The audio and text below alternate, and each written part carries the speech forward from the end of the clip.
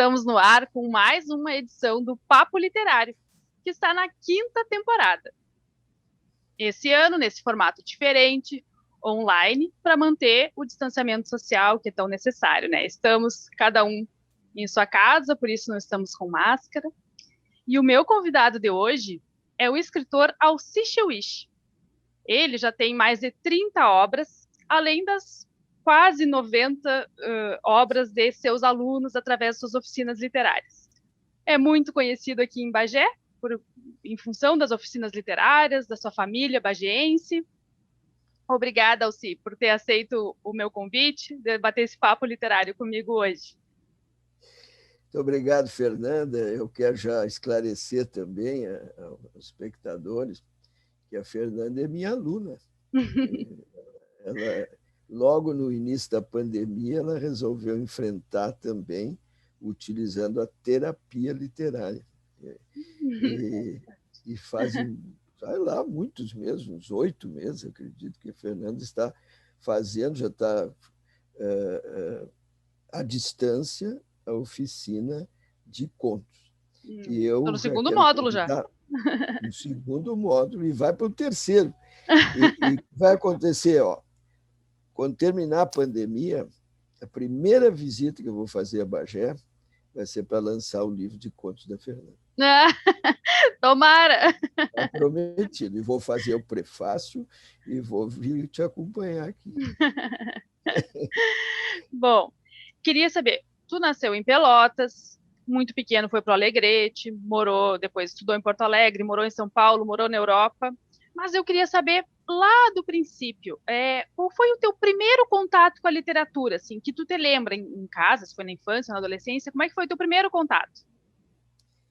Eu sou gaúcho largado do tempo dos farroupilhos, de adaga e pistola ao lado do presidente das coxilhas. Me ensinaram isso quando eu tinha 3 ou 4 anos. Então, o meu primeiro contato com a literatura foi que eu tinha facilidade para declamar. Hoje é uma arte, eu sou até professor, tenho uma oficina de poesia e declamação. E o meu pai tinha paixão por oratória, por isso e tal. Então, ele me incentivava a declamar.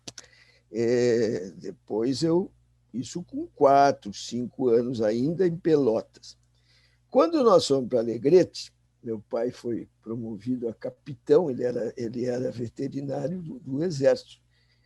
Naquela época, tudo era força animal de transporte, então tinha veterinários militares em toda parte. Mas meu pai era intelectual também, se formou em Direito em Pelotas enquanto era tenente, tinha uma cultura enorme e tal.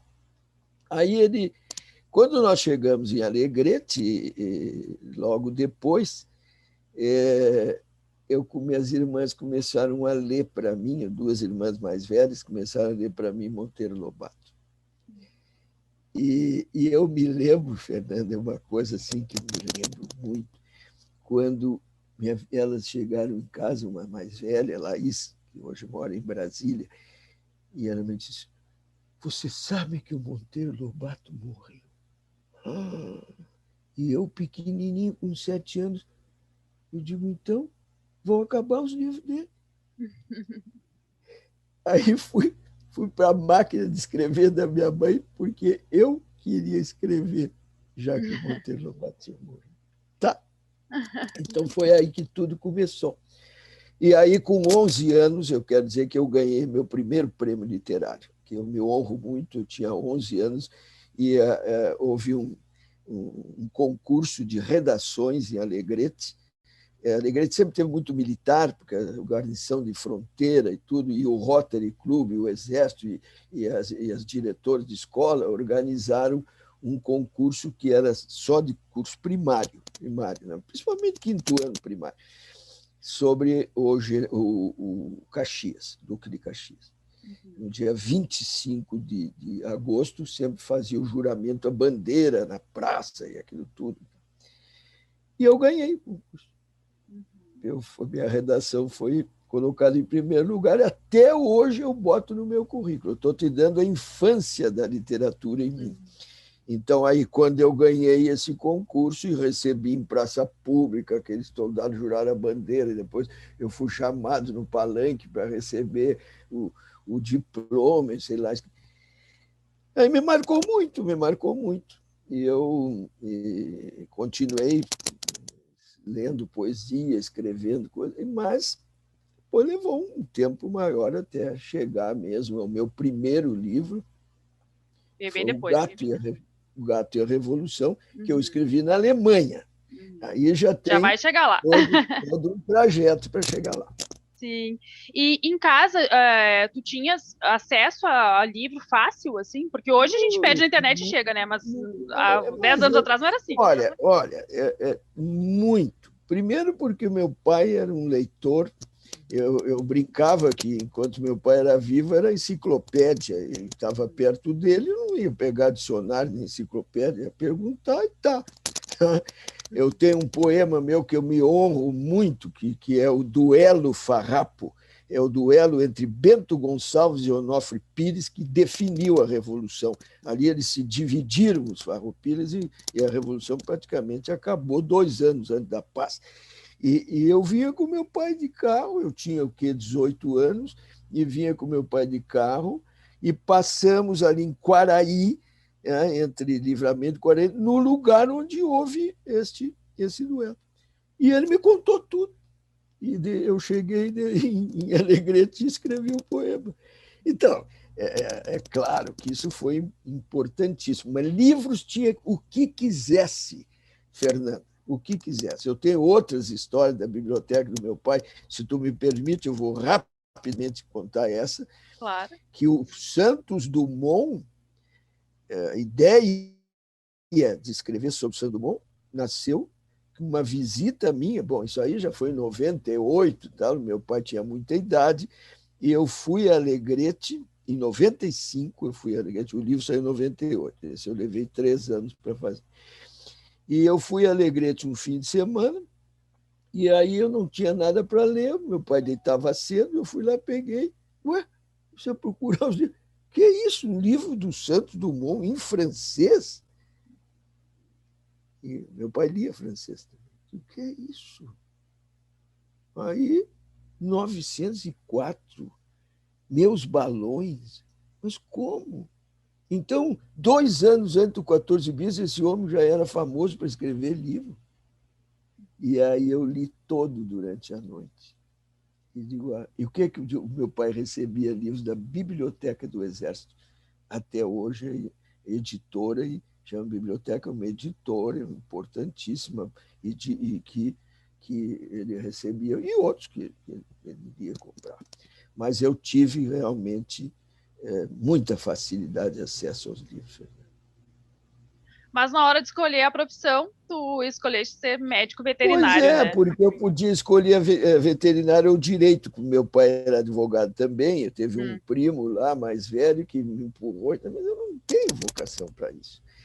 Não tenho, para direito de ir lá e processo, e aquela. Claro, eu poderia até ser um advogado de fazer uma sustentação oral, defender alguém que está sendo acusado, mas passar de um lado para o outro, um dia defender, outro acusar, e não sei o quê, não é do meu tipo. Não é.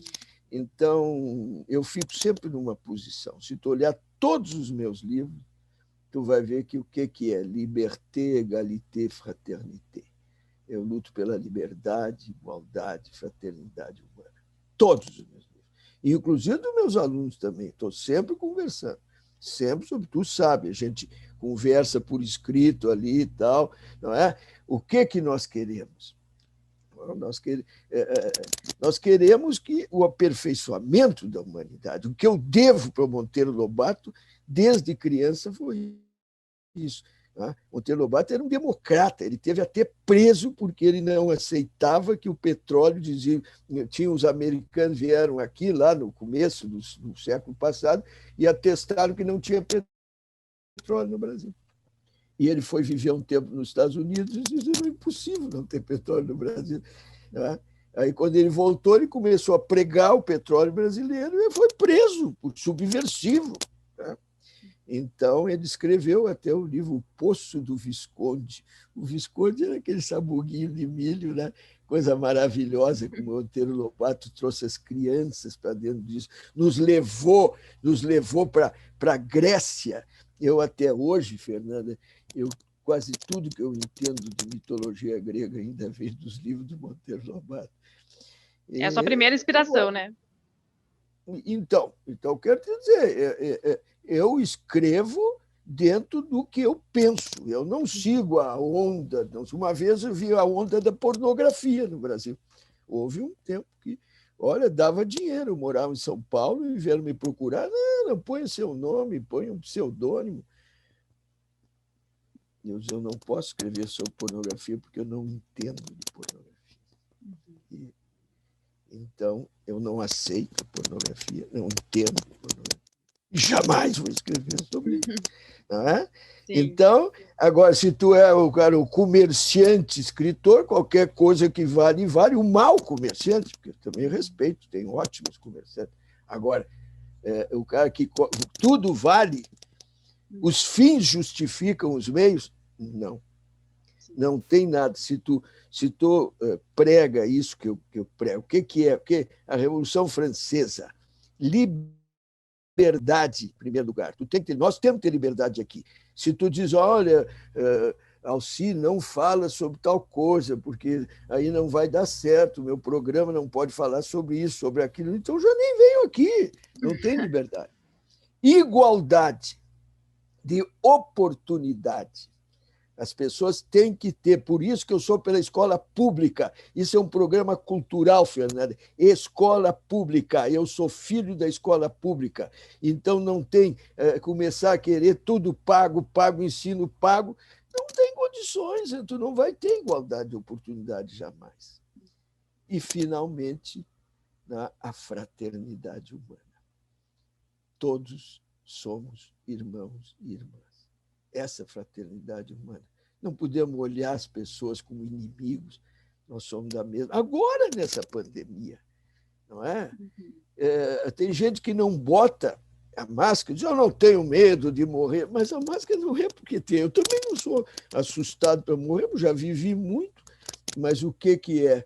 Eu tenho que proteger os outros. Eu agora aqui estou sem máscara, estou em casa, fechado no meu escritório, minha biblioteca aqui, o lugar onde eu escrevo, trabalho, fechado aqui. Agora, se eu sair um passo aqui para a rua, estou tapado de máscara. Eu uso uma máscara daquelas fechada mesmo. Tá? Nesse momento é essencial, né? Protegendo os outros. Não é? Que bobagem é essa de eu não tenho medo? Mas isso não é valentia. Não é valentia. Aliás, eu estou numa terra de valentes. Bagé é uma terra famosa, por exemplo, claro, os bagienses. O meu tio bisavô, o general Joca Tavares, João Nunes da Silva Tavares, que fez a Revolução de 93, é um valente. Ele lutou na Guerra do Paraguai, terminou a Guerra do Paraguai com ele ali. E o último combate foi ele que deu em Sancorá. Mas sei que eu tenho mais orgulho do Silva Tavares de Bagé. Tu quer saber por quê? A minha gente, Silva Tavares de Bagé, sabe por quê? Porque foi eles que deram o terreno e ajudaram a construir a Santa Casa. Vai lá que tu vai olhar a placa. Vai lá e olha a placa, que está lá. Sim. Então, foram os meus ancestrais bagienses aí que fizeram essa Santa Casa. Imagina Bagé sem a Santa Casa agora. Nossa, hoje é inimaginável, né? Porque a situação está muito triste.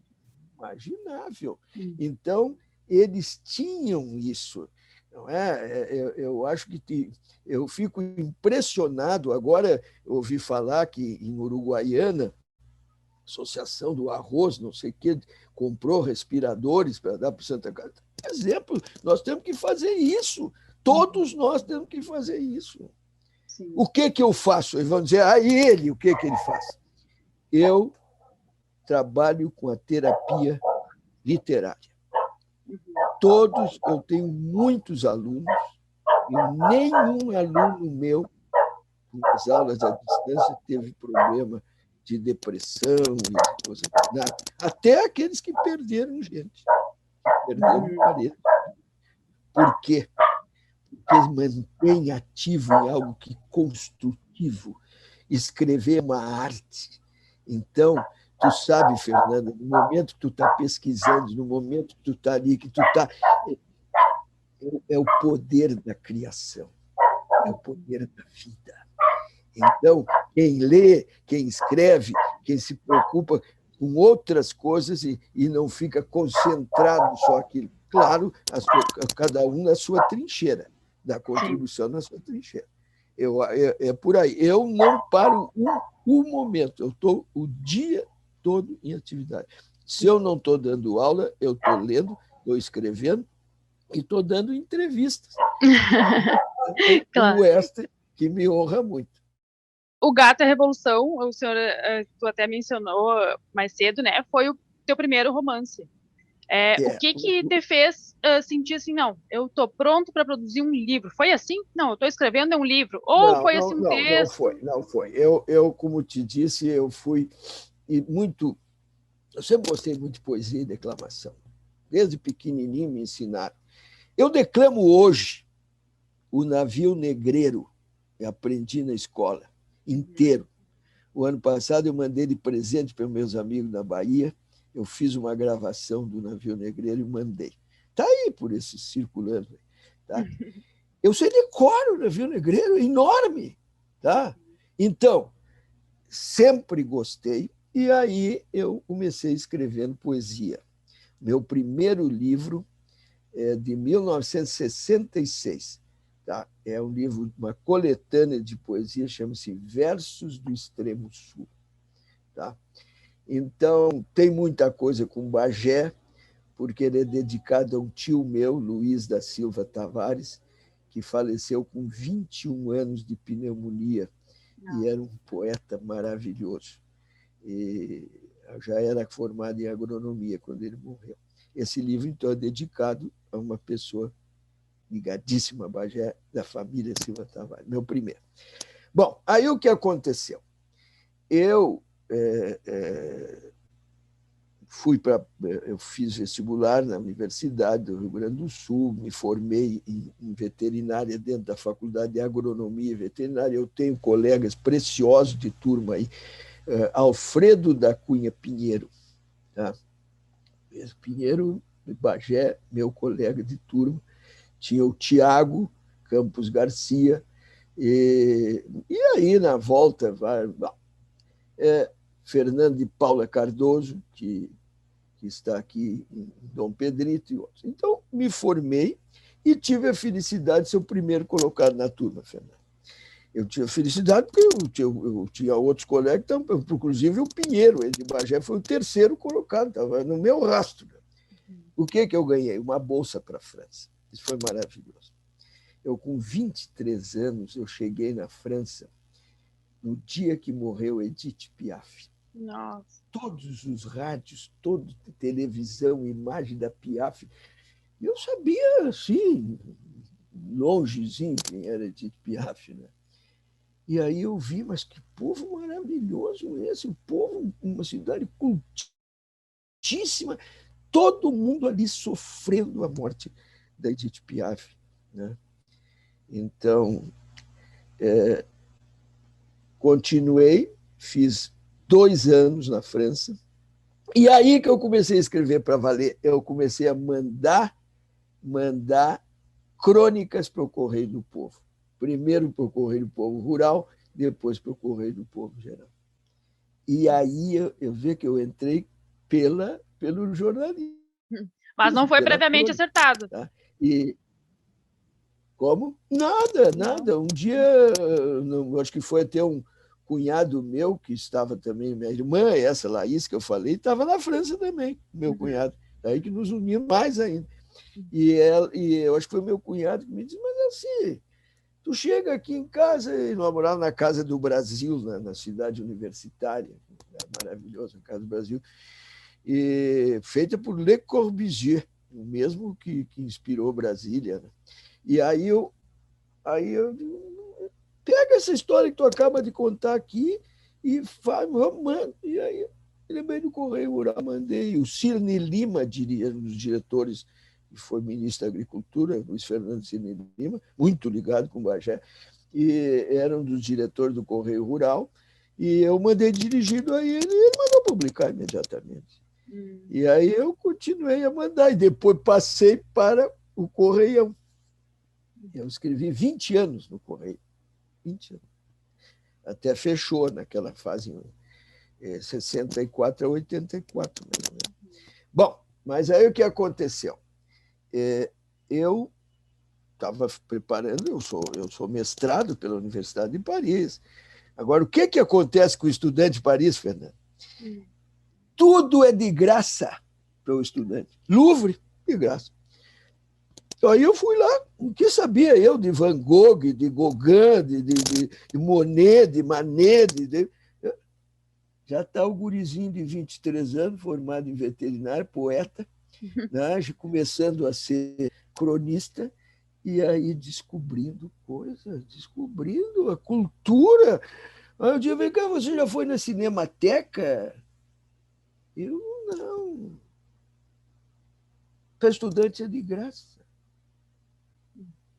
E aí eu comecei a ir ao teatro, à Cinemateca, a me aculturar cada vez mais. E aí 2 anos, mas eu não podia escrever outra coisa. Então, a minha tese está aqui, eu tenho aqui um exemplar da minha tese aqui, está do meu lado até hoje. Ó. Olha o trambolhão dela aqui, ó, ainda encadernada, pá, tese. Bom, então, ó, é tão pesado que caiu aqui, eu vou botar para cá. Bom, então, eu escrevia, viajava, me aculturava, aprendia coisas, e terminou. Quando terminou, que eu defendi tese de mestrado, aí eu voltei para o Brasil. Mas eu recebi um convite para fazer doutorado na Alemanha. Então, eu fiquei alguns meses no Brasil, e nesses meses eu organizei meu primeiro livro. Meu primeiro livro é de poesia, esse que eu falei, Versos do Extremo Sul. Está aqui comigo, velhinho, tá, machucadinho, mas ele está aqui comigo. Bom, então,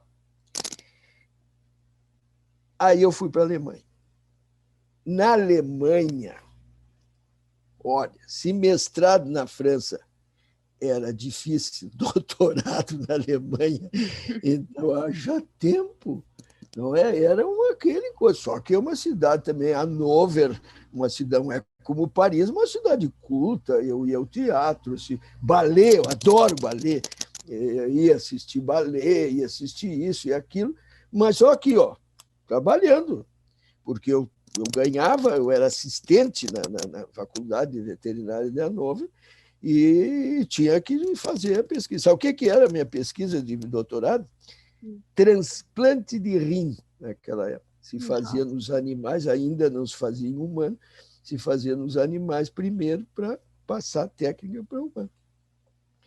Bom, tem tempo para eu te contar isso? Pode, claro.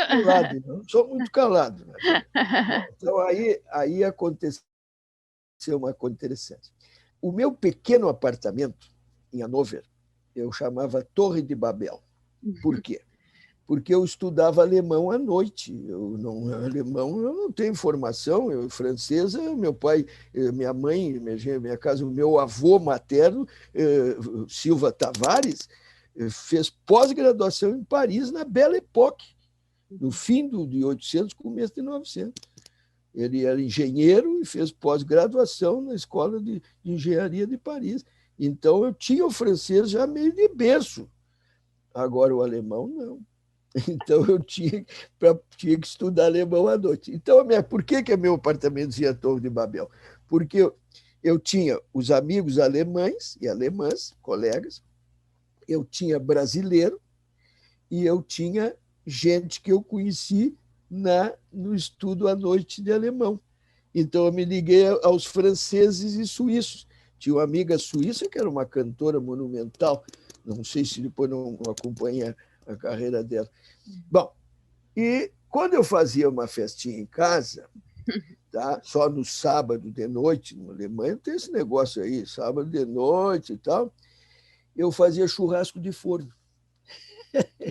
Então, carne de porco, que é mais barata, no forno e tal, com mais cerveja, e vamos lá, né?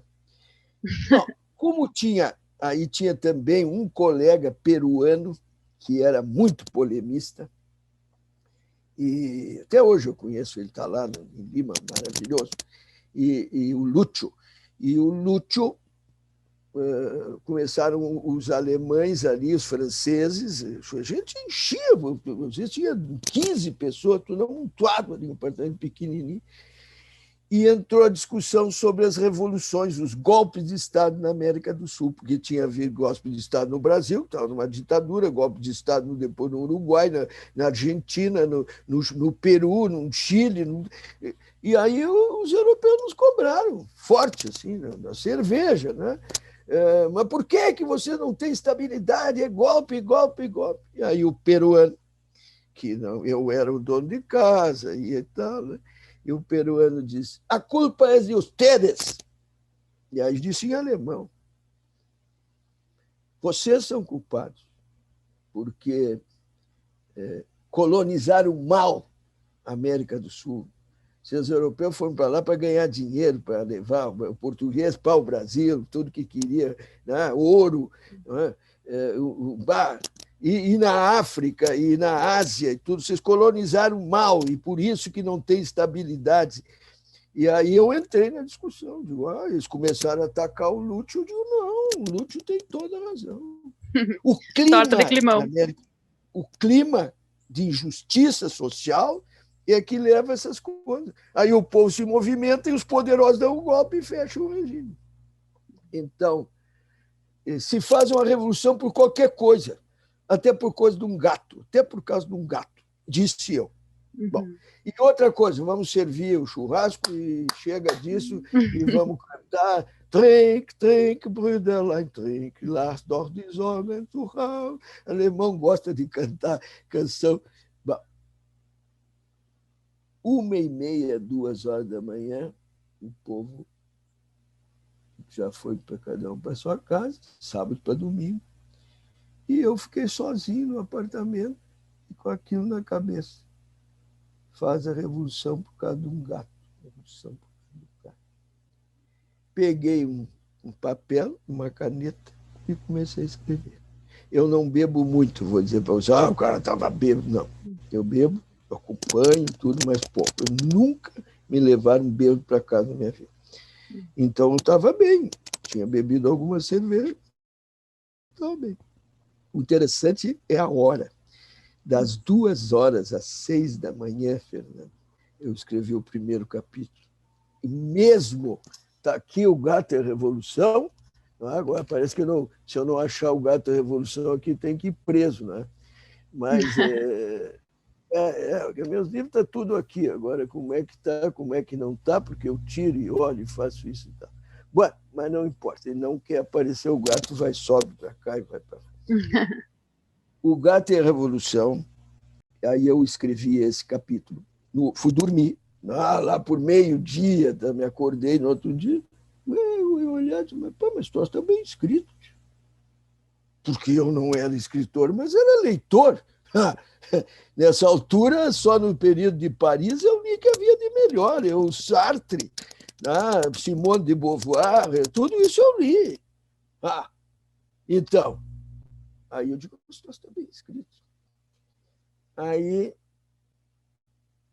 durante aquela semana, eu consegui escrever mais um segundo capítulo.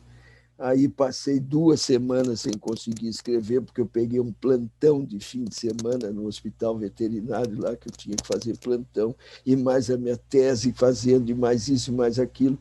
Aí escrevi o 3º capítulo, com uma dificuldade enorme. E aí um dia eu fiz uma reunião comigo mesmo. Sabe o que é? Digo, vem cá, tu escreve poesia desde muito jovem, ama literatura, tu quer ser escritor? Quer terminar esse livro? Para com a tese de doutorado. Para com isso aí. E a profissão de veterinária vai ser para pagar as contas. Isso eu estou conversando comigo, eu tinha 26 anos, lá na Alemanha. O que tu vai fazer? Agora, se tu vai ser escritor, tu vai ser para valer. Vai ser um profissional. A veterinária vai te pagar o pão e tu vai dedicar a fundo. E começando por esse livro, O Gato e a Raposa. No outro dia, Fernando, eu fui ao diretor pedir demissão.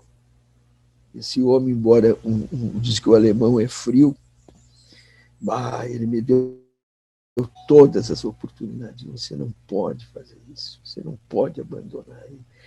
E tal. Me deu até um mês de férias. Sai um mês de férias, adiantou minhas férias. Olha, tá. É o que eu queria. Aquele mês de férias eu passei escrevendo O Gato e a Revolução. E terminei o livro ainda na Alemanha e vim-me embora para o Brasil. Acontece que quando cheguei no Brasil, 67 é ditadura. E ditadura, ninguém queria O Gato e a Revolução com esse nome. Não é um livro subversivo, é uma sátira política e tal. Não se podia tocar no nome daquelas pessoas lá. Eu toquei, mas eu fui presidente do Centro Acadêmico da Agronomia e Veterinária. E eu convivi muito com a política estudantil naquela época. Então, eu mostro que os estudantes pensavam, que diziam toda aquela coisa, e criam uma revolução por causa de um gato. Exatamente, o gato é a revolução. Bom, como não havia ainda o ato institucional número 5, que é de dezembro de 68, esse livro foi lançado um ano antes, na Feira do Livro, 67. De Porto Alegre. Nós comemoramos Porto Alegre, a Feira do Livro de Porto Alegre. Foi a minha inauguração. Eu sou um apaixonado pela Feira do Livro. Todos os meus livros e todos os livros dos meus alunos, e o teu também vai ser lançado em Porto Alegre. Se o meu nome estiver ali, tu é minha aluna, tu vai lançar em Bagé primeiro, claro, e depois a feira que for primeiro, o momento que for mais conveniente. Todos os livros de Bagé, o Charrua aqui, foi lançado em Porto Alegre, na Feira de Porto Alegre. Aqui, 6 contistas de Bagé, aqui nos Caminhos da Rainha, todos foram lançados em Bagé e na Feira de Porto Alegre. Bom, agora em 2017, Fernanda, nós comemoramos os 50 anos do lançamento, uma nova edição. Foi muito bonito. Apareceu na época ele passou pela censura. Não passou pela censura. Porque não tinha o ato institucional. Mas passou. mas sofreu um processo, porque eu tenho um personagem, que é o personagem principal, que é soldado da brigada. Então a brigada fez, mas não a brigada fez honestamente. Tanto é que eu gosto da brigada, não tenho nada contra a brigada. Porque fez um processo que eu digo que é o processo. Abriu um inquérito e botou um major da brigada, que fez toda a coisa, e eu fui comunicado que o meu livro estava. E o major pediu absolvição. Dizendo que eu não tinha atacado a brigada. Que eu digo ali que o salário era baixo, que isso, que papapá, é exatamente a verdade. Ou alguém acha que está bem pago. Então, a brigada fez o inquérito e tirou fora. Bom, nesse momento, o livro estava indo bem. Eu me lembro de um psiquiatra que uma vez me deu um telefonema e disse, olha, não tem mais na livraria aqui onde é que encontro, porque eu estou receitando para meus clientes. Eles têm que rir, tá? Porque o livro faz rir, com a sério, mas faz rir.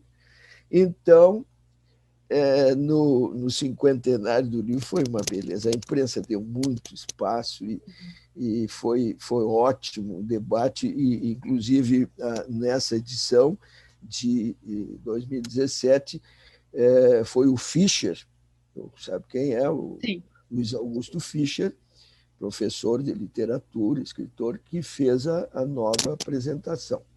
E ele destaca que muito daquilo continuava existindo, como nós sabemos. Tá? o livro não se desatualizou. Bom, e no ano seguinte, aí entrou o ato institucional e eu perdi tudo. O livro tinha 600 exemplares, eles foram na editora, disseram que era da Polícia Federal, porque ninguém se identificava, pegaram os 600 exemplares, deve ter picotado por lá. Eu lecionava na URGS, perdi o meu cargo, porque eles queriam processar os meus alunos, tá? Porque eu tenho um detalhe, eu sou filho de um general do Exército, meu pai era general da reserva. Então, eu fui preso 2 vezes, mas me soltavam, né? Vai torturar o filho de um general, meu pai entrava lá de pontapé dentro da coisa, não tem que prender ele também, né? Essas coisas. Então, aí eu não queria expor meu pai também, então eu digo, eu vou me embora daqui. Eu mesmo me demiti na URGS e não quis voltar nunca mais depois, nem tirar dinheiro do Brasil, eu acho isso horrível também. E fui para São Paulo. Meu livro cassado. Eu cassado. Eu me cassei porque eu me demiti, mas o que eu fiz? Fui para São Paulo para conseguir emprego como veterinário e o destino fez uma coisa maravilhosa. Eu acredito em destino. Eu sei que o lado meus 25% de árabe que eu tenho, que é o maktub, a força do destino. Sabe que eu arrumei um apartamento no último andar de um edifício altíssimo, era que havia queda de luz, aí tinha que subir aquilo tudo a pé, ninguém queria, e era bem pequenininho, eu já vi tudo, tu abria a porta e viu todo o apartamento. O paulista apelidou de já vi tudo. Sabe onde é que era o já vi tudo? Na frente da biblioteca pública. Nossa. E eu não conhecia ninguém em São Paulo. Então, quando eu começava a procurar emprego, e quando eu estava procurando emprego, eu entrava na biblioteca.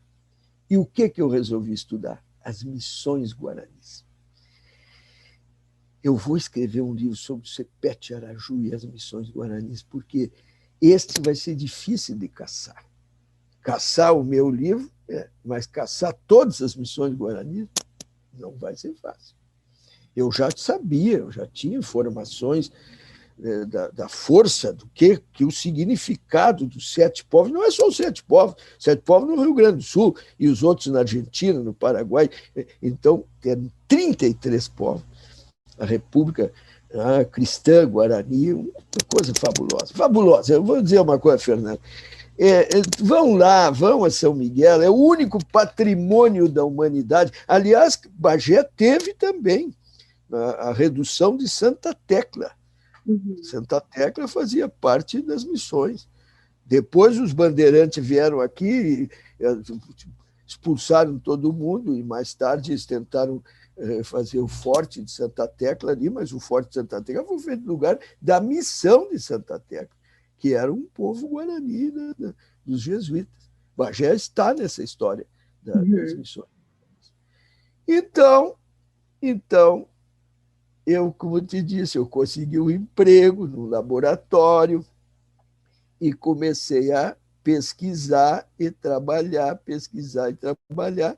Como eu não tinha experiência, em vez de pegar já começar logo o livro e depois, eu levei 7 anos pesquisando e aí publiquei o livro, sim. Em 1975, nunca vou me esquecer, porque esse livro saiu no fim do ano de 75, foi bem quando o Érico Veríssimo faleceu. Eu tinha e tenho uma admiração enorme pelo Érico Veríssimo. E no início do Tempo e o Vento, no Continente, ele tem um capítulo que se chama A Fonte, que é sobre as missões guaranis. E não esquece que o grande personagem dele ali era o Pedro Missioneiro, que era um índio, né? Que foi o amor com a terra.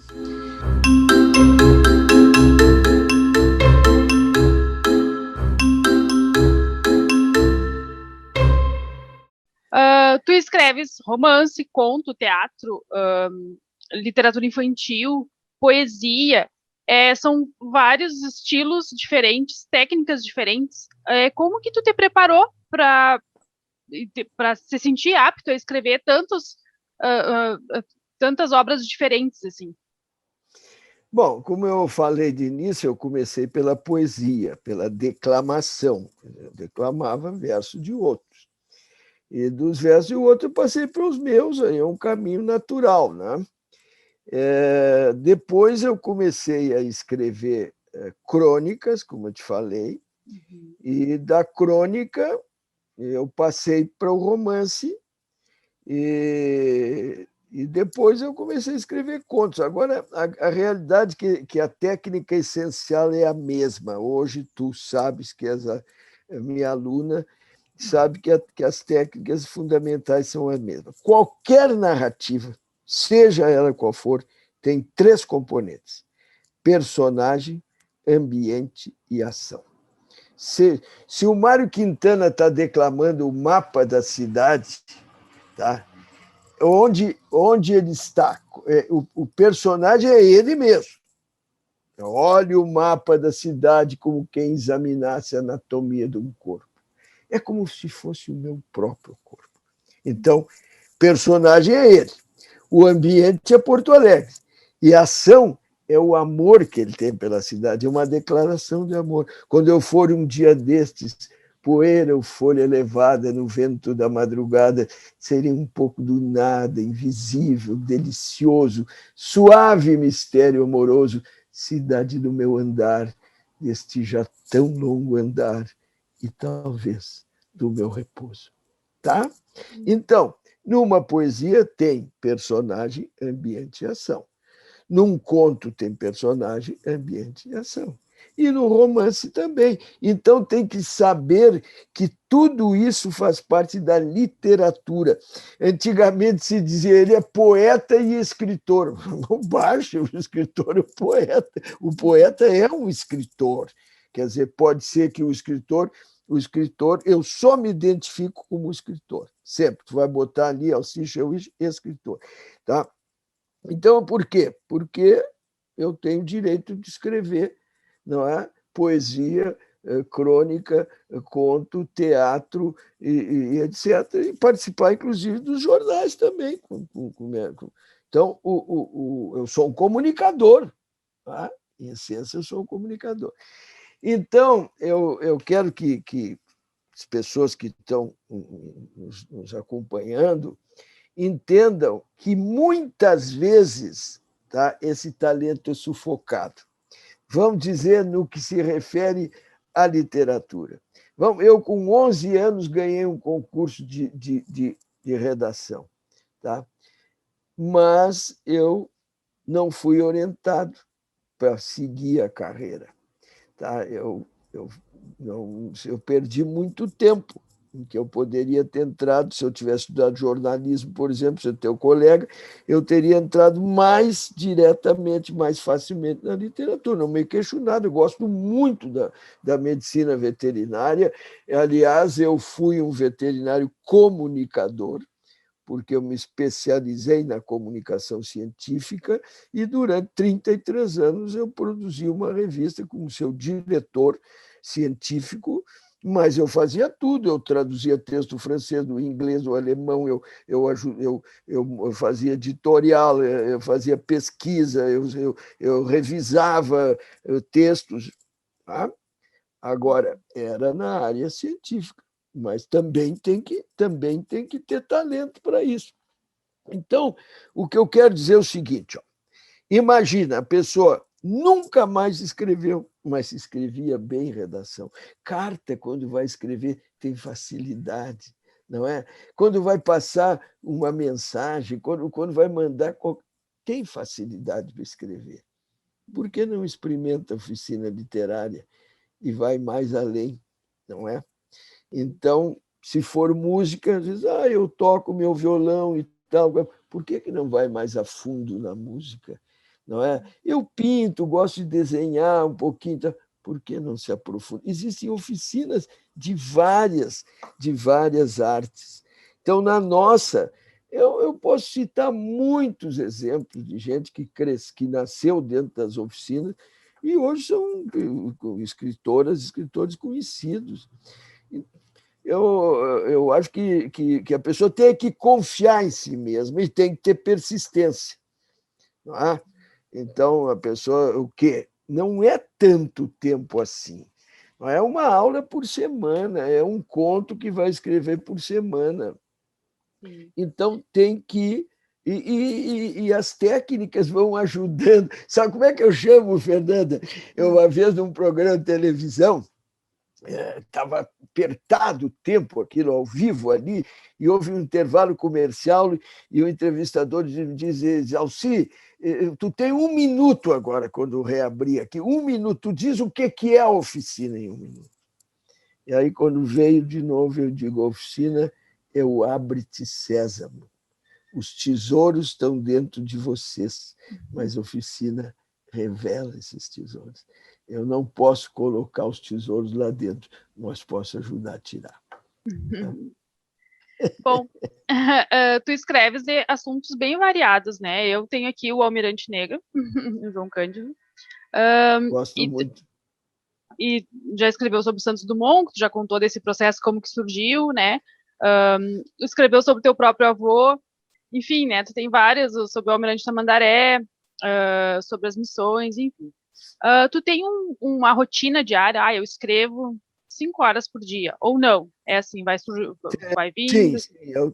Atualmente, eu estou só trabalhando como escritor, quer dizer, como na medicina veterinária, estou dizendo desde que terminou 2000 e começo de 2016, nós fizemos a última edição da Hora Veterinária, então, nesses últimos 5 anos, eu trabalhei integralmente como escritor. Então, quando eu tinha atividades fora da literatura, claro que na revista eu trabalhava 8 horas por dia. Bom, então, eu tinha que cumprir expediente, eu ia para dentro da redação e tal. Da 8 da manhã, intervalo para o almoço, às 6 da tarde, ia na redação. Então, o que eu sempre aprendi a fazer? Acordar de madrugada. Porque quando tu está escrevendo um romance, tu não pode interromper. Se tu quer escrever contos também, tu pode. Bom, eu passo 2, 3 dias, escrevo um outro conto, passo uma semana, mas o romance tu tem que escrever todos os dias. Então, o que eu fazia? Eu me acordava, me deitava cedo, isso, na verdade está cedo, e no mais tardar, 5 horas da manhã, eu estava de pé tomando mate e escrevia das 5 às 7, 2 horas bem escritas. Às vezes eu levantava mais cedo, e isso eu fiz durante muitos anos, para poder cumprir. E, claro, aí tinha o sábado, tinha o domingo, que eu podia ativar mais essa parte.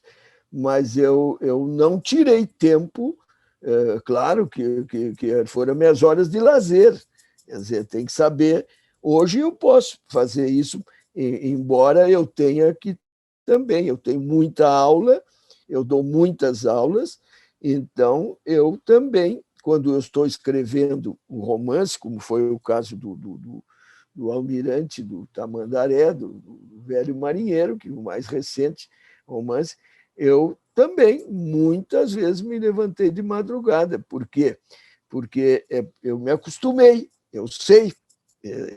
Se eu quero aproveitar mais o tempo, essas horas a gente acorda, às vezes, já com a ideia na cabeça. Eu chamo isso que os personagens despertam o escritor. Já acordo com um diálogo na cabeça. Eles estão falando, meus personagens querem viver. Eles só vivem através de mim. Tu está vendo o Almirante Negro aí, não é? Esse livro, por exemplo, me honra muito, porque eu tenho pavor de racismo, pavor. Eu acho a coisa mais triste. Tá? O meu avô veio do Líbano, esse turco, não sei o quê, né? O outro é o alemão batata, outro é não sei o quê, e atacam os negros, atacam os índios, o índio é o bugre, esses bugre. E tal. Então, a nossa nação foi feita de miscigenação.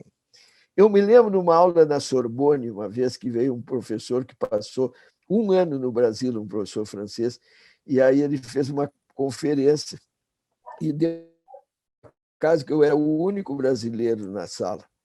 Quando ele terminou, ele disse: tem algum brasileiro aqui? Aí eu me levantei, me identifiquei. Ele disse: o seu país é um país privilegiado porque é uma síntese do mundo. Tem todas as raças que tem no planeta Terra estão no DNA dos brasileiros. E então vocês são realmente uma nação que é um exemplo de miscigenação para o mundo. Não pode ter racismo no Brasil. E eu quietinho ali, porque sabendo que tem, né? Então, a realidade não é isso? É.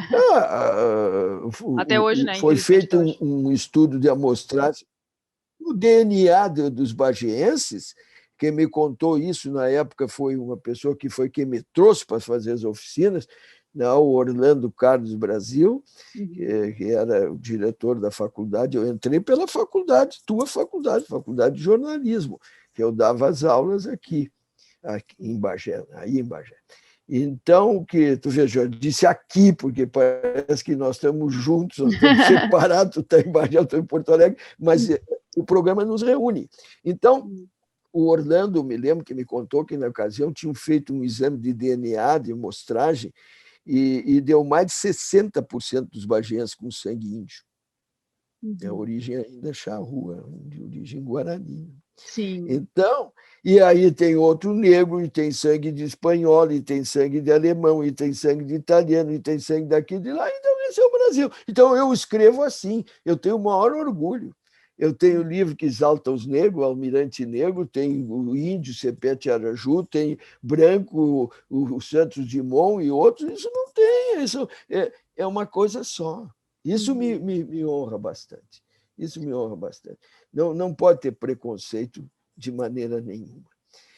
Agora, o romance histórico, que é onde eu investi mais o meu tempo, o romance histórico, tu podes observar, são construtivos. Se o personagem não me conquistar, eu não escrevo.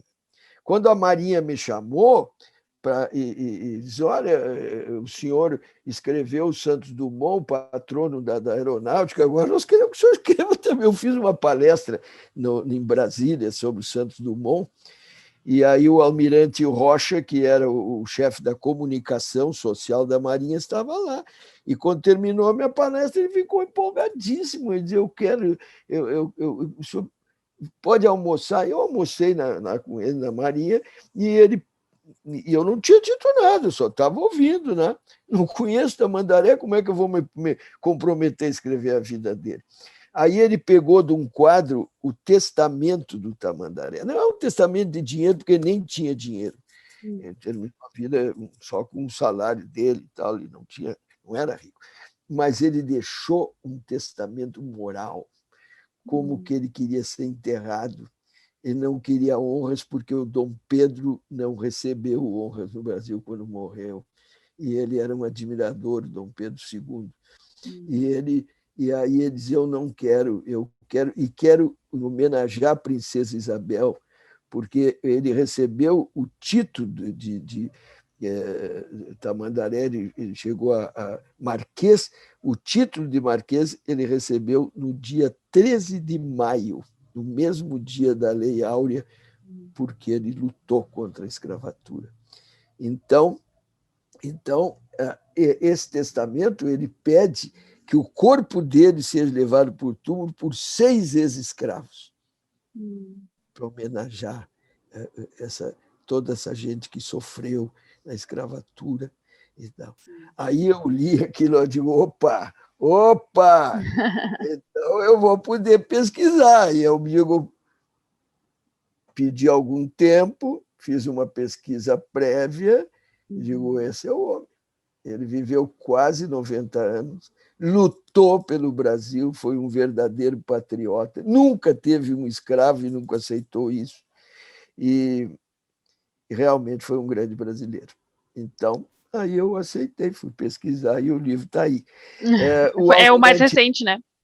É o mais recente. Mas interessante é que eu tenho o Almirante Negro também, e dizem: Maria, Era o Almirante. Como é que não estou lendo? E eu já tinha escrito o Almirante Negro quando fui convidado para escrever sobre Tamandaré. Ah, então são esses boatos que. Houve uma época que a Marinha não queria nem ouvir falar do Jocano, mas foi lá naquela época, não Uhum. agora. Sim. Não agora. Ah, Ah, então, sim.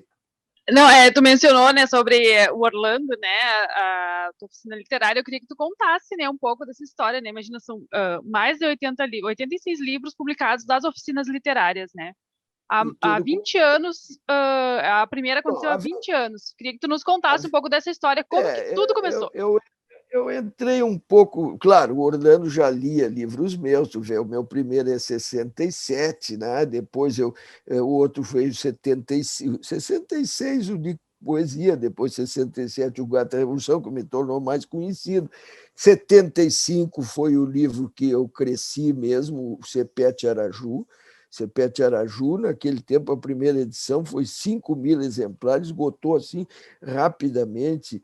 Eu também ganhei um prêmio sobre. Bom, aí foi indo, foi indo, foi indo, foi indo. Quer dizer, quando chegou, claro, em 2001, eu já tinha um currículo como escritor e tudo. Eu, e aí eu recebi um telefonema do Orlando, que ele tinha muita vontade que eu desse uma oficina como professor convidado da universidade, o reitor Ferrugem, na época, Uhum. ele também apoiou e tudo. Bom, aí, aí eu fui, eu nunca tinha feito uma oficina literária, procurei o Assis Brasil, meu amigo, meu colega, que já dava o mais antigo dos oficineiros aí do Rio Grande do Sul, deve dar eu estou há 20, deve ter uns 30 anos. Foi comemorado ano passado até, né? Alguma coisa Deve sobre. ser, Era uma é data por fechada, isso. assim. E aí eu procurei o Assis lá na PUC, e ele, naquela generosidade, disse: oh, tem um convite de Bagé, e ele pegou tudo que ele tinha de oficina dele e tal, disse: toma aí, estuda aí, Alci, tu vai ser, isso é para ti. Eu tinha feito uma palestra lá na PUC há pouco tempo, e ele assistir a palestra, e ele disse: tu é um comunicador, tu vai ser ótimo. Tá? Bom, eu já dei aula, já até fui professor aqui, e depois fui afastado há séculos, não tentei voltar, não fiz nada. Dei aula na França, dei aula na Alemanha também. Depois. Vamos lá! E aí eu me encantei com o método. Eu me encantei com o método, Fernanda, porque é isso. Hoje eu quero dizer que você saiba que, neste momento, nas minhas oficinas, eu tenho uma aluna de 14 anos e tenho uma aluna de 84 anos. Olha a diferença de 70 anos e o método é o mesmo e os resultados são os mesmos. Tá? Por quê? Porque não tem nota, não tem maldade. Eu me lembro de pegar um texto de redação, tinha alguns professores que riscava tudo em vermelho. Devia botar primeiro, a história está muito bem contada, o senhor tem que entender melhor de pontuação, está cometendo erros que pode arrumar. Mas não riscar tudo de vermelho, primeiro falar no errado. Na oficina a gente primeiro fala no certo, no bom que tu está fazendo. Não desmoraliza, não é palmatória. Tu começa vendo o que é positivo. E se tiver coisas negativas, devagar vão sendo eliminadas. Tá? Tu sabe disso. É. Tu sabe. Sim, sim. Não é? Não É é? verdade. Então a pessoa tem o talento. Esse talento é da pessoa, mas precisa trabalhar as técnicas. As técnicas auxiliam, abrem esses tesouros, revelam esses tesouros e não são complicadas se a pessoa quiser realmente aprender. Uhum. Por exemplo, hiperestesia. Que palavra complicada, hiperestesia, uma palavra grega, não é? É a exacerbação dos sentidos, quer dizer, se tu traduzir do grego. Sabe o que quer dizer hiperestesia em literatura? usar os 5 sentidos da narrativa. Não é só o que eu estou vendo, mas o que eu estou ouvindo. Os meus pés estão pisando na areia, eu estou na beira-mar, eu tenho o tato pelos pés e por toda a pele. Toda a pele é um órgão tátil. Se arrepia de frio, se arrepia de amor. Eu estou na beira do mar, eu sinto o cheiro da maresia, eu tenho que botar na minha história o cheiro da maresia. Não é só as ondas se movimentando. E se eu mergulho e vem água na boca, eu sinto sal. Então, é uma técnica maravilhosa e que a gente já trabalha nas primeiras aulas. Tu está usando, que é uma beleza aí, perestesia. Tu tem que falar, porque é a verdade. É ou não é? Então, tento utilizar nas minhas aulas. Claro, nas primeiras aulas a gente começa já a trabalhar isso. E outras técnicas assim, não é? Que facilitam, porque o Jean-Paul Sartre e a Simone de Beauvoir, eu tenho uma gravação deles, uma das últimas entrevistas, ele no fim já ficou praticamente cego no final, e o Sartre diz nessa entrevista, pergunto, para quem vocês escrevem? Diz o entrevistador, e ele diz, Simone et moi nous écrivons pour les lecteurs. C'est dans le lecteur que se finisse l'histoire. Simone e eu escrevemos para o leitor, é dentro do leitor que a história se termina. Tá? Então, sem o leitor, não tem literatura. Então, é preciso escrever para o leitor. Ter cuidado, que não adianta tu ter uma ideia maravilhosa, mas o leitor tem que, ao ler, entender essa tua ideia maravilhosa, entender essa tua experiência. E isso nós sabemos, digo eu e quem... Eu sei fazer. E gosto de fazer. Tá? Isso é uma coisa muito boa. E como é que foi essa tua adaptação para o online, né? Já que todo mundo foi meio pego de surpresa, né? Pela pandemia, né? Foi. Logo nos primeiros dias, foi um susto. O que nós vamos fazer? Como começou isso em março, e as minhas aulas, a maior parte das minhas aulas presenciais, era tudo presencial, começava em março. Então, eu cheguei a dar aula inaugural de 3 oficinas, e tudo montado, tudo certo. Eu dava uma no Instituto aqui de Psicanálise Contemporânea, de Psicanálise há 10 anos, que eu faço oficina lá, gente de todas as experiências, não precisa ser só psicanalista, porque a minha mulher, a Ariane, é psicanalista e é professora regular, lá me convidou e eles me convidaram. Bom, eu dava em outros lugares, e aí, de repente, pá! E agora?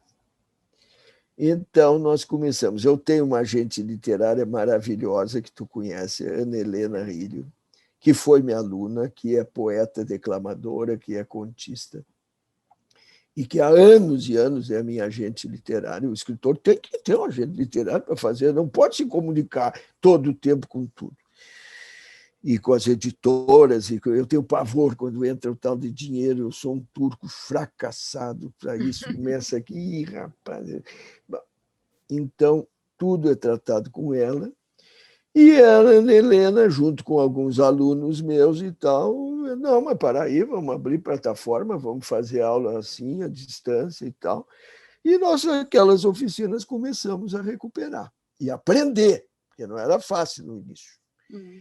E hoje mesmo houve uma interrupção aqui, porque cai a internet, não sei o que, a gente... Bom, tá. Aí é que veio a invenção da aula individual. Eu pensei, mas vem cá, eu faço aula coletiva só porque eu reúno os grupos uma vez por semana.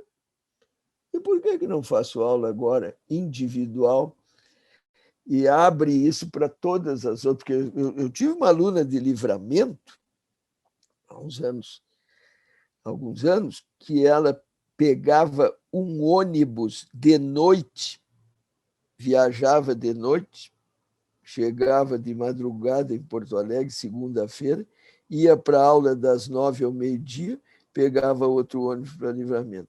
Ela acertou com o trabalho dela que segunda-feira ela se deslocava.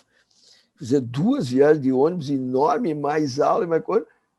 E ela fez 1 ano, 9 meses, que é a oficina presencial, 9 meses. E ela fez. E agora ela pode fazer de longe. E eu tenho uma oficina, uma aluna em Livramento que entrou junto contigo, na mesma época, no ano passado. Eu, Sim. e, Abre possibilidades. Né? Gabriela está fazendo de Livramento, tu está fazendo de Bagé, tem um aluno que está fazendo de Pelotas, tem outro de Porto Alegre, tem outro de Minas Gerais, tem outro dos Estados Unidos. Tá? É uma praia que ela mora perto de Puerto Raton, ali perto da Disney. Bom, na Flórida. Eu tenho uma outra aluna que está na Inglaterra, brasileira também, tá? Mora no interior da Inglaterra.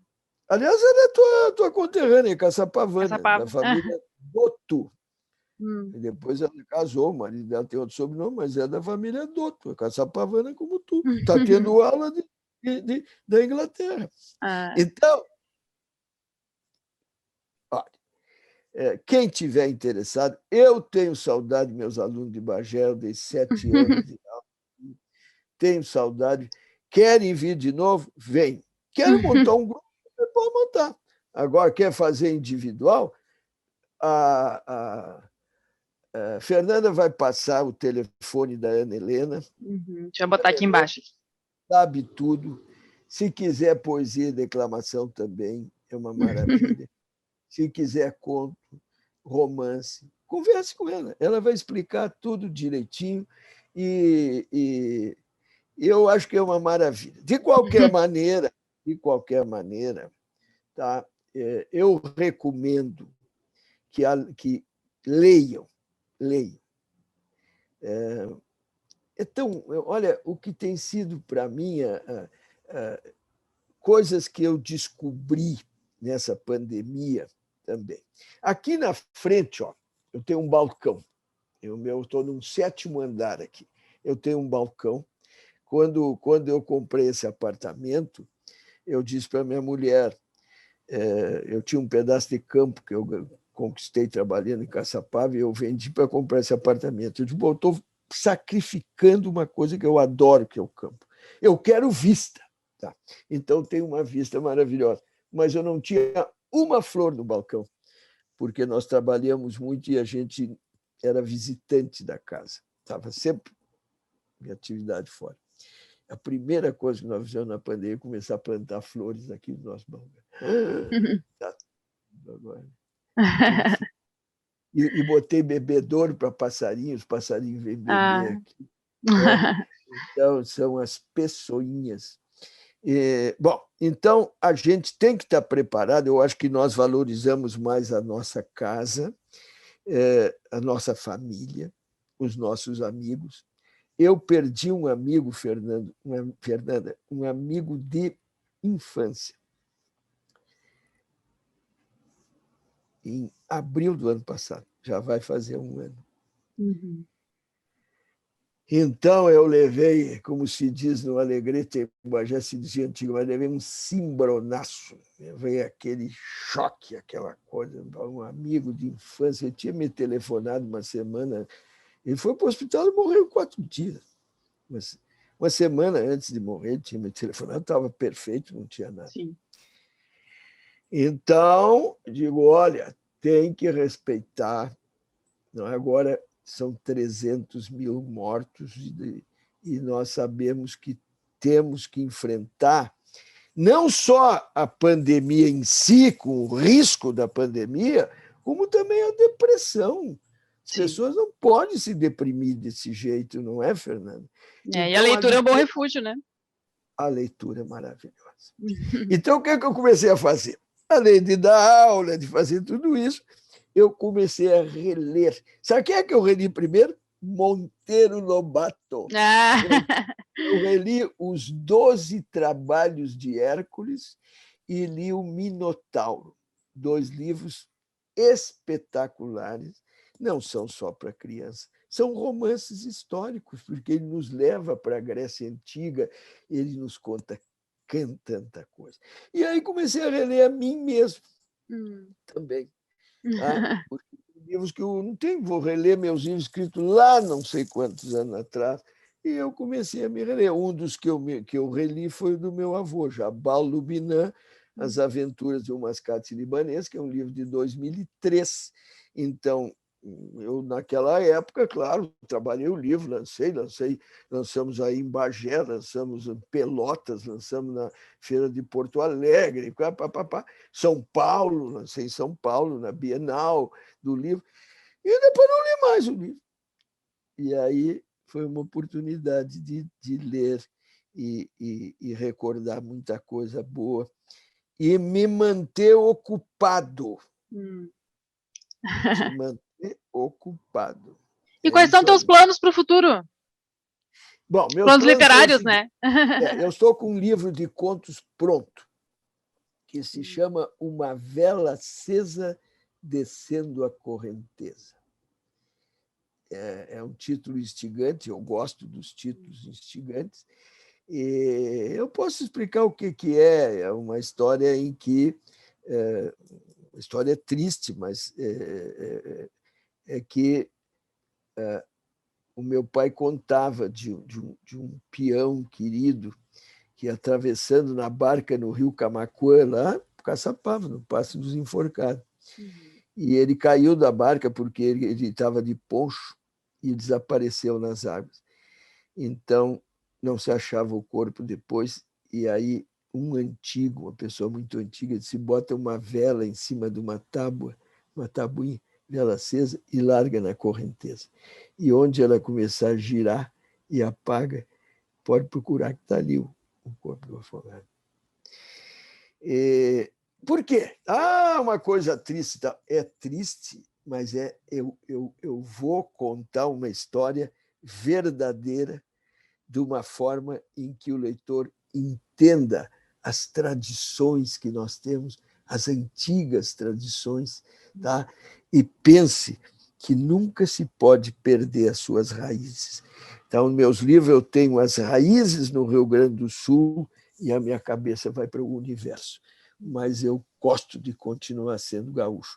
Então, eu tenho uma história que se passa em Bagé, são contos, esses contos, como eu tive muitos livros fora do Rio Grande do Sul, esses contos são todos ligados ao campo, são contos com cheiro de campo. Eu tenho uma história de uma tropiada entre Bagé e isso aconteceu com um tio meu, Joaquim da Silva Tavares, e que ele estava levando uma tropa do pai dele, do meu avô, de Bagé para Livramento. Logo que começou os primeiros frigoríficos, né? Já não era só charqueado. E é uma história lindíssima. Eu não vou estar contando tudo aí. Bom, o que eu vou dizer? Não, essa história é tão linda, porque ele encontra um tropeiro argentino que tinha sido porteiro do Teatro Colón e que cantava ópera. É um negócio. Esse conto eu tenho paixão por ele. Então, bom, o livro está pronto, só não saiu ainda porque eu estou esperando um pouco, porque eu tenho vontade de fazer também, quando terminar, que a gente puder ter encontro presencial, né? Não ser só online. Bom, mas, como eu escrevi bastante conto para esse livro, eu continuo escrevendo. Quer ver uma coisa? Eu escrevi um livro sobre a história da agropecuária no Rio Grande do Sul. Agropecuária rio-grandense, vocação... Agropecuária, vocação rio-grandense todos os tempos, e bilíngue em espanhol. E esse livro me aproximou, claro, muito de todo, mas eu conto toda essa história da mesma maneira, com quem escreve um conto, conta a história do cavalo crioulo, conto como entrou a erva mate, conto a soja, tudo isso aí. Tá? Bom, Mas o que aconteceu é que, com isto, eu fiz uma pesquisa enorme de novo sobre a parte campeira. E aí o jornal da Farsul, o Sul Rural, me pediu para mandar alguns contos. E eu, toda uma vez por mês, quem é leitor bagiense, tem leitor do Sul Rural, vai encontrar um conto meu, desses contos com cheiro de campo. Como agora o livro já está preparado, já está montado e tudo, mas eu continuo escrevendo para o Sul Rural e também para o Correio do Povo. Então, eu estou armazenando outros contos para um livro no futuro. Mas eu gosto muito de mandar para o jornal e tudo. Se quiserem, eu posso mandar para o jornal de Bagé, tu vê aí, tu pode intermediar. E eu tenho o maior prazer de me comunicar, mandar de vez em quando um conto para o jornal daí. Tá? Claro que eu não cobro nada para o jornal para botar isso aí, isso é normal, isso aí é uma contribuição. Agora, voltando a esse negócio, escrever e ler. Agora, eu escrevo, estou com um romance na cabeça, eu não posso falar, porque enquanto a gente não. Eu estou com um romance na cabeça, aliás, 2 romances eu estou na cabeça. Não sei qual é, porque eu vou começar primeiro, tá? Vai depender de uma circunstância aí, mas não vai demorar muito. Eu quero, talvez, o mês que vem e tal, eu já fiz uma pesquisa, os 2 eu já fiz. Um está com a pesquisa mais completa do que o outro, mas me exigiria uma viagem à Europa que eu não posso fazer agora. Porque é uma história que se passa no Uruguai, mais no Uruguai, e depois se termina na França, em Paris. E eu precisaria ir lá agora, isso é impossível. E então, o outro tem muita... não. Fala. Não, o outro não. O outro eu posso só com a pesquisa no Brasil. Então, é por isso. Mas eu vou... No mês que vem, seguramente, eu já estou escrevendo um novo romance, mas não vou parar de escrever conto, e isso eu vou continuar. Então tem muita novidade vindo aí. E poesia, claro, e poesia. A minha mulher agora faz aniversário em outubro, eu escrevi uma poesia de amor para ela e tal. Né? Não para. É isso aí. Bom, a gente já está se encaminhando, estamos no final, né, desse papo, muito bom esse papo literário, e a gente tem uma pergunta tradicional, que assim, a gente sempre encerra o programa com essa pergunta, né? Queria que tu fizesse uma indicação de leitura para os nossos telespectadores. Tá, eu vou fazer uma indicação, é o seguinte, esse livro se chama Lutz, é a vida do José Lutzenberger, né, o maior ambientalista do Brasil, um dos grandes ambientalistas do mundo. É uma edição bilíngue, português-alemão, porque este livro foi feito pelos meus alunos, sob a minha orientação, com a colaboração das filhas do Lutzenberg, Lili e Lara. A editora é a editora AGE, do Paulo Flávio Ledur. Estava com tudo pronto agora, o ano passado, para ser, já foi lançado em Porto Alegre e ia ser lançado em Berlim. E com tudo organizado, eu já tinha tratado com o cônsul da Alemanha aqui, lá, com o local, livraria, tudo. E aí a pandemia impediu. Mas nós sabemos que Bagé é um exemplo de ecologia. Nós sabemos que o bioma Pampa, que é aí nos campos nossos ainda que se conserva o que é da natureza. Tá bem, muito obrigada por ter aceito o nosso convite, por estar aqui nesse formato online, né, que ele é bom porque, por exemplo, por te entrevistar porque é online, porque senão eu teria que ir até Porto Alegre ou tu vir aqui, mas também tem essas questões, né, do cachorro latindo, da internet que falha, mas foi um prazer enorme estar aqui contigo hoje. Muito obrigado, Fernanda. Eu sinto muito forte em mim, vocês sabem, eu sou bagiense por parte de mãe, não é? E fui criado querendo bem Bagé e gostando de Bagé. Eu quero fazer uma última palavra que eu queria homenagear um poeta bagiense que foi meu grande amigo, Luiz Felipe Sá Momani. Tá? Tem gente aí que o conheceu. O Momani foi um amigo querido meu, nós fizemos composições juntos, com letra nossa e música de outra pessoa.